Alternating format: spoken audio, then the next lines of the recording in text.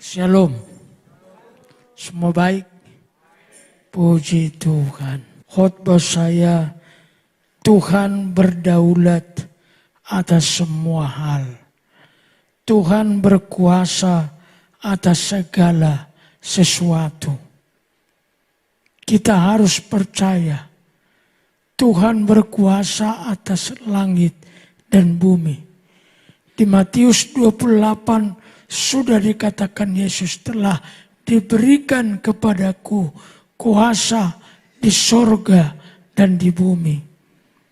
Semua kita harus percaya setiap hari, setiap waktu Tuhan berdaulat, berkuasa atas semua hal.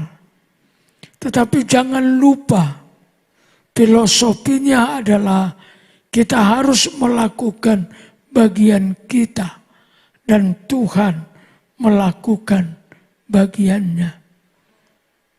Tuhan berkuasa atas segala sesuatu bukan berarti kita pasif, bukan berarti kita tidak melakukan apa-apa, bukan berarti kita berdiam diri saja.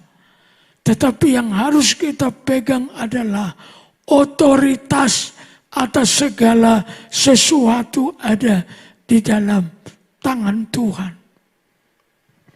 Kita akan lihat beberapa ayat berkaitan dengan kebenaran ini. Yunus 1 ayat 17 berkata seperti ini. Maka atas penentuan Tuhan, datanglah seekor ikan besar yang menelan Yunus, dan Yunus tinggal di dalam perut ikan itu 3 hari 3 malam lamanya. Tuhan berdaulat atas ikan-ikan di laut, atas penentuan Tuhan. Kata ini perlu, datanglah seekor ikan besar. Ikan besar itu datang menelan Yunus atas penentuan Tuhan. Kalau Tuhan tidak menentukan ikan itu, maka Yunus tidak akan dimakan, ditelan oleh ikan. Itu satu fakta. Fakta lain di dalam pasal 4 ayat 6 kitab Yunus. Lalu atas penentuan Tuhan Allah, tumbuhlah sebatang pohon jarak melampaui kepala Yunus untuk menaunginya, agar ia terhibur daripada kekesalan hatinya. Yunus bersukacita karena pohon jarak itu. Saudara-saudara, ayat ini menegaskan, kalau di ayat yang pertama yang kita baca, Tuhan berdaulat atas laut. Kini dijelaskan, Tuhan berdaulat atas segala tumbuhan. Kita akan lihat di ayat yang ketiga, pasal 4 ayat 8. Segera sesudah matahari terbit, maka atas penentuan Allah bertiuplah angin timur yang panas terik, sehingga sinar matahari menyakiti kepala Yunus. Tuhan berdaulat atas angin, atas alam semesta. Kalau saja kita punya ketetapan hati, percaya bahwa Tuhan berdaulat atas segala sesuatu, maka kita tidak akan ragu-ragu untuk percaya, tidak ragu mengandalkan Tuhan, tidak ragu menaruh pengharapan kita kepada Tuhan. Kita akan lihat beberapa ayat yang akan meneguhkan hati kita tentang itu. Di pasal 7 ayat 8 Kejadian, dan binatang yang tidak haram dan yang haram, dari burung-burung, dan dari segala yang merayap di bumi. Datanglah sepasang mendapatkan Nuh ke dalam batra itu, jantan dan betina, seperti yang diperintahkan Allah kepada Nuh. Ingat cerita ini, waktu Tuhan mau menghukum dunia dengan air bah. Tuhan mau menyelamatkan binatang-binatang darat. Maka Tuhan memerintahkan sebelum air bah datang, supaya Nuh membawa binatang haram, binatang halal, satu pasang masuk ke batra itu, supaya tidak dibinasakan oleh air bah. Tentu secara manusia tidaklah mungkin Nuh bisa mengumpulkan sepasang. Dia tidak tahu ragam macam binatang darat di muka bumi. Tetapi Tuhan sendiri memerintahkan binatang itu datang sendiri masuk ke batra Nuh. Tidak ada yang dua pasang. Tidak ada yang kelebihan, tidak ada yang kekurangan. Itulah Tuhan. Tuhan itu hebat. Tidak kelebihan, tidak kekurangan. Dan tidak ada satu dua pasang yang tertinggal. Semua binatang darat yang haram satu pasang, yang halal satu pasang, masuk ke batra Nuh untuk diselamatkan. Bapak Ibu lihat kuasa Tuhan yang maha ajaib itu. Apalah sulitnya Tuhan menolong kita. Ayat-ayat tadi sudah saya baca menunjukkan kedaulatan Tuhan yang sangat istimewa. Pengkhotbah 3 ayat 1. Segala sesuatu di dunia ini terjadi pada waktu yang ditentukan Allah. Katakan amin. Tidak ada yang terjadi kecuali Tuhan izinkan. Kalau di Matius sampai disebut rambut di kepala kita pun tidak akan gugur kecuali Tuhan mengizinkannya. Tidakkah kita kagum melihat Tuhan? Tidakkah kita takut kepada Tuhan? Tidakkah kita segera berlari kepada Tuhan? Semua yang terjadi di bawah kolong langit karena penentuan Tuhan. Andalkanlah Tuhan supaya Ia menentukan hal-hal yang baik di atas hidup kita. Amos 4 ayat 7. Aku menurunkan hujan ke atas kota yang satu dan tidak menurunkan hujan ke atas kota yang lain. Lihat kedaulatan Tuhan. Dia bisa bikin hujan di sana. Dia bisa bikin tidak hujan di sini. Di sana banjir, di sini kering kerontang. Itulah kedaulatan Tuhan. Lalu apa yang membuat kita masih menomorduakan Tuhan? Kejadian 1 ayat 16. Allah menjadikan dua benda penerang yang besar. Benda penerang yang lebih besar menguasai siang. Sementara benda penerang yang kecil menguasai malam. Ayat ini menegaskan Tuhan yang menentukan ada siang, ada malam. Itu semua di dalam pengaturan kuasa Allah. Waktu Ayub sedang ada dalam pencobaan. Beberapa kali Ayub menyampaikan komplainnya kepada Tuhan. Walaupun Tuhan tidak marah, sebab Tuhan tahu posisi Ayub sedang ada dalam pencobaan. Pantas kalau Ayub komplain karena dia tidak ada salah. Maka dengan sabar Tuhan mengingatkan Ayub. Betul Ayub, apa yang kau katakan, tapi sekarang saya ingin menanyai engkau.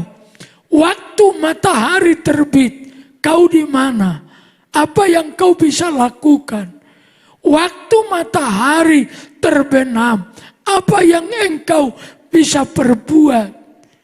Ayub, semua ada di dalam otoritasku. Seperti itulah Tuhan berfirman.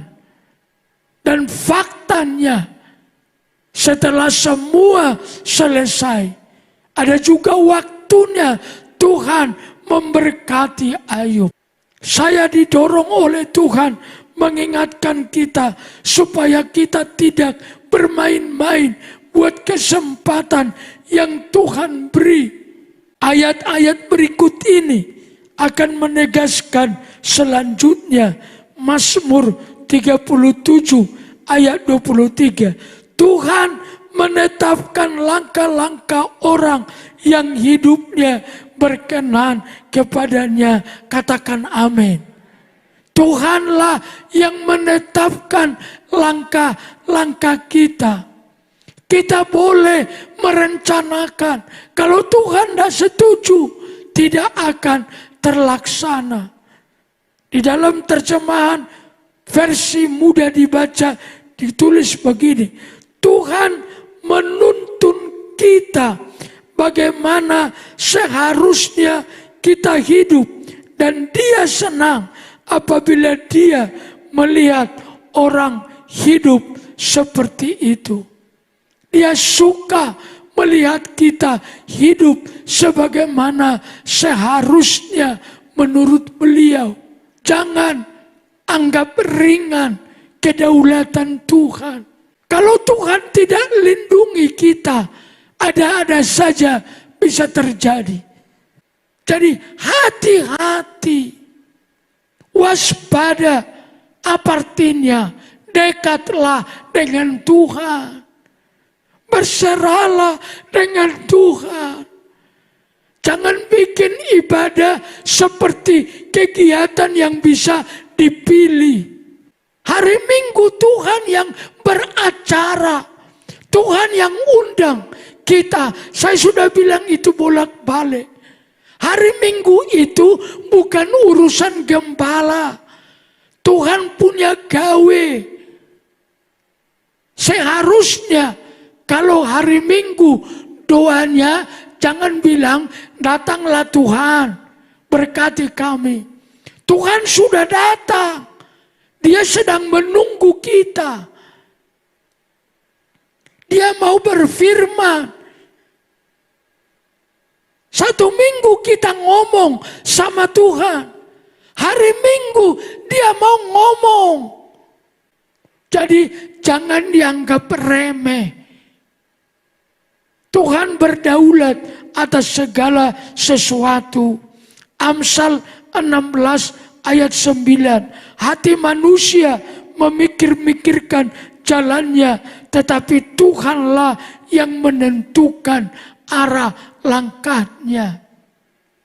Silakan memikir-mikir jalan hidup kita. Monggo direncanakan. Tetapi jangan lupa serahkan itu kembali kepada tangan Tuhan. Terjemahan firman Allah yang hidup.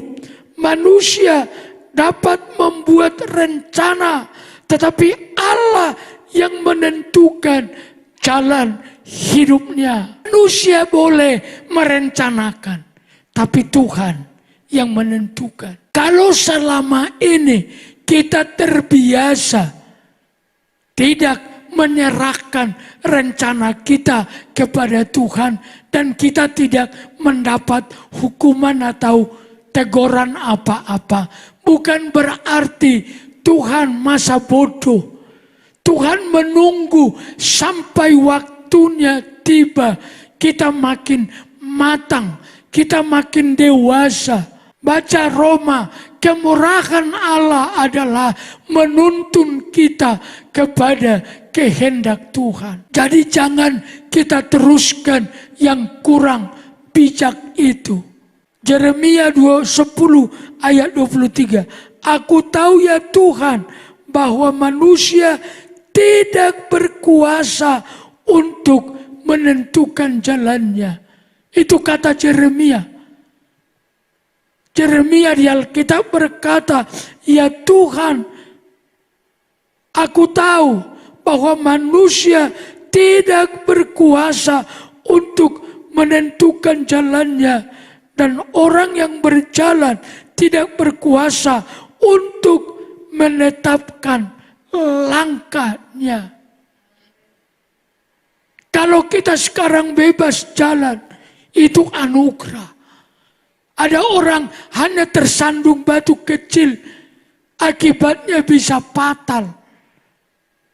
Kalau Tuhan tidak peduli, kita tidak jadi apa-apa. Bersyukur segala hidup kita ini adalah anugerah Tuhan. Saya baca di terjemahan bahasa Indonesia sehari-hari. Tuhan, aku tahu tak seorang pun berkuasa menentukan nasibnya. Di terjemahan bahasa Indonesia sehari-hari, Yeremia bilang, aku tahu Tuhan bahwa tak seorang pun yang berkuasa menentukan nasibnya atau mengendalikan jalan hidupnya. Maka sebagai penutup, saya mau mendorong, serahkan seluruh hidup kepada Tuhan. Maka Ia akan bertindak, Ia akan menolong. 1 Petrus 5 ayat 7. Serahkanlah segala kekhawatiranmu, kesusahan saudara kepadanya. Karena Ia selalu memikirkan saudara. Dia memikirkan kita. Dia mengawasi kita. Mau kurang apa kebaikan Tuhan? Dia tahu kita susah. Bukan Tuhan tidak tahu. Tuhan tahu kita perlu makan. Tuhan tahu kita perlu pakaian. Itu ditulis dalam Matius pasal 6. Tuhan tahu kamu memerlukan semuanya itu, kata Yesus. Pakaian, makanan, tempat tinggal. Tuhan tahu kamu memerlukan semuanya itu. Maka dorongan saya, kita sungguh-sungguh kepada Tuhan. Ayat yang paling terakhir, Mazmur 37 ayat 5. Apapun yang kau lakukan, serahkanlah semua itu kepada Tuhan. Percayalah bahwa Ia akan menolong engkau untuk melaksanakannya, dan Ia pasti akan menolongmu. Ia pasti akan menolongmu. Serahkanlah semua kepada Tuhan. Bukan saja keinginan kita, tapi hidup kita sekaligus serahkan kepada Tuhan. Tuhan berdaulat atas segala sesuatu. Lebih takutlah akan Tuhan. Lebih utamakanlah Tuhan. Mari kita lebih bersungguh-sungguh kepada Tuhan Allah yang berdaulat itu. Tuhan memberkati.